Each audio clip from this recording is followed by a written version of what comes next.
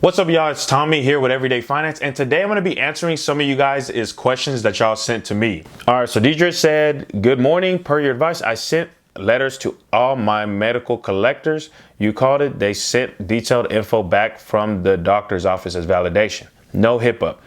Is there a sample violation follow-up to remove letter? Now, even in my program, I don't typically give out that type of letter because it's got to be a lot more customized. You basically have to call them out, like say, hey, you send me this, you've broken HIPAA violations, or you made a HIPAA violation. Now, nowadays, you know, since even when I had shot that video, it was kind of the landscape was really changing in the sense that now, you know, basically any type of medical offices are they're kind of smartening up, and what they're doing is they'll have you sign forms that basically say that they're allowed to break HIPAA pretty much, and they're allowed to release your information, your medical information. But I think it's worth sending that letter anyways, because a lot of the times, you know, if you're dealing with a debt collector, they might not know exactly if they're breaking HIPAA or not, and they could end up just canceling out the entire debt and removing it from your credit report. So you really just want to send a letter saying, hey, that was a HIPAA violation that you did because you did XYZ, right? You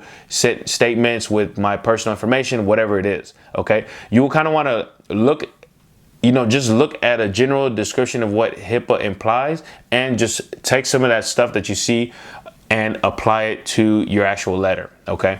But again, just like what I was telling you, they're gonna send you, that's typically what's gonna happen. She's kind of referring to what she saw in my medical collections video. So if you're in that situation, guys, be sure you check out that video to get a little more information on what to do. And that's gonna be the gist of it for this one, guys. Make sure that you hit the like button. That way I know that I'm on the right track with these videos, and also hit the subscribe button down below so you don't miss any of my future videos. Alrighty, so that's gonna be it. I'll see you in the next one. Peace.